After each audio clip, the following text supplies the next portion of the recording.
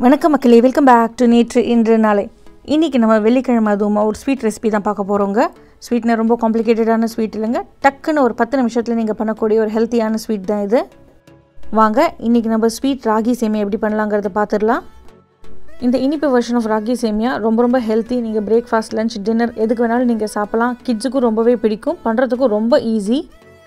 இது பண்றதுக்கு சின்ன டிப்ஸ் அண்ட் ட்ரிக்ஸ் மட்டும் நான் உங்களுக்கு வீடியோல சொல்றேன். அத கரெக்ட்டா ஃபாலோ பண்ணீங்கன்னா உங்களுக்கு வாயிலேயே ஒட்டாத உதிரியா இருக்கிற ராகி சேமியா அழகா பூ போல வரும். இந்த கார ராகி சேமியா வெர்ஷன் ஏற்கனவே நம்ம சேனல்ல போட்டுருக்கேன். அதோட லிங்க் நான் டிஸ்கிரிப்ஷன்ல கொடுக்கிறேன். அதையுமே நீங்க செக் பண்ணி பாருங்க. நான் இது எப்படி பண்ணேங்கறத பார்க்கிறதுக்கு முன்னாடி நம்ம சேனலுக்கு நீங்க ஃபர்ஸ்ட் டைமா வரீங்கன்னா மறக்காம Subscribe பண்ணுங்க.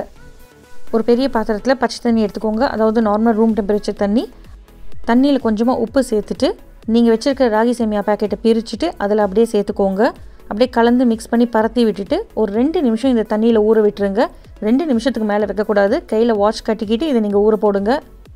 பச்சை தண்ணி தான் யூஸ் பண்ணனும். 2 நிமிஷம் தான் இதல ஊற போடணும். அதுக்கு மேல ஊற போடிங்கனா உங்களுக்கு ஸ்டிக்கி ஆயிடும். 2 நிமிஷத்துக்கு அப்புறமா நீங்க தண்ணி எல்லாம் வடிச்சிட்டு இந்த ராகி சேமியாவை மட்டும் கையில எடுத்துட்டு அப்படியே புழிஞ்சிட்டு ஒரு தட்டல படர்த்தி விட்டுருங்க. இதோட கலர் வேணா உங்களுக்கு அப்படைசிங்கா இல்லாம இருக்கலாங்க. ஆனா இதோட டேஸ்ட் வேற லெவல்ல இருக்கும்.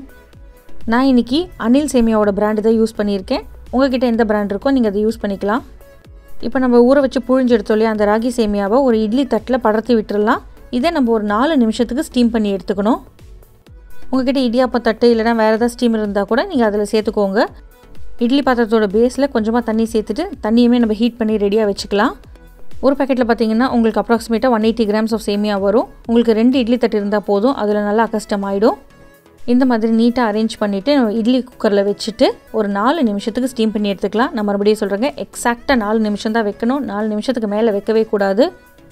4 நிமிஷம் ஆனதுக்கு அப்புறமா ஒரு 1 மினிட் இதல கூல் பண்ண விட்டுட்டு அதுக்கு அப்புறம் வெளிய எடுத்துட்டு ஒரு பிளேட்டுக்கு மாத்திக்கலாம்.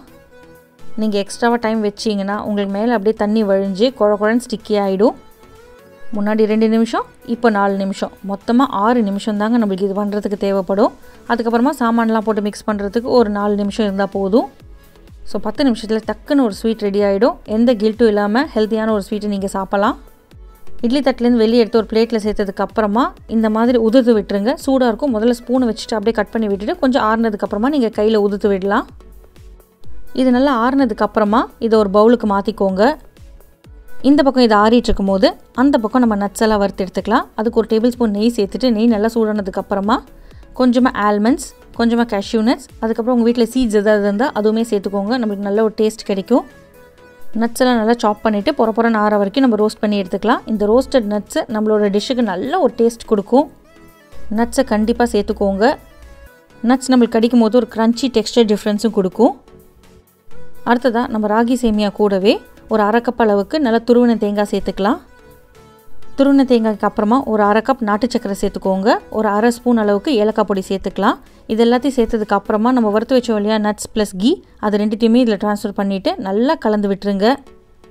ராகி சூடா இருக்கும்போது நீங்க நாட்டு சர்க்கரை சேர்த்தீங்கன்னா உங்களுக்கு நீர்த்து போய்டும். அதனால தான் ஆறுனதுக்கு அப்புறமா உங்களுக்கு நான் இதெல்லாம் சேர்க்க சொல்றேன்.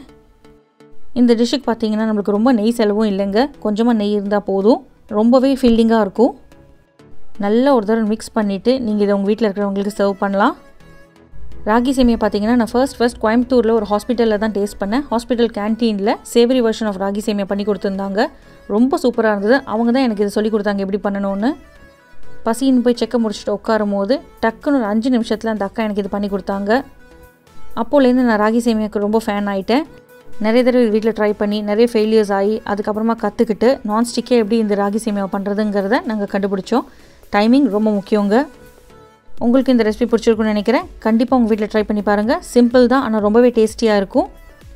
Must try recipe. எப்படி இருக்குன்னு எனக்கு கமெண்ட்ஸ்ல சொல்லுங்க. நம்ம சேனலுக்கு நீங்க ஃபர்ஸ்ட் டைமா வரீங்கன்னா லைக் பண்ணுங்க, ஷேர் பண்ணுங்க, மறக்காம Subscribe பண்ணுங்க. ஸ்வீட், சேவரி 2 வெர்ஷனுமே ட்ரை பண்ணி பார்த்துட்டு உங்களுக்கு எது பிடிச்சதுன்னு சொல்லுங்க. இன்னும் நல்ல ரெசிபியோட உங்களை நான் நாளைக்கு சந்திக்கிறேன். Until then take care, bye bye. Thanks for watching.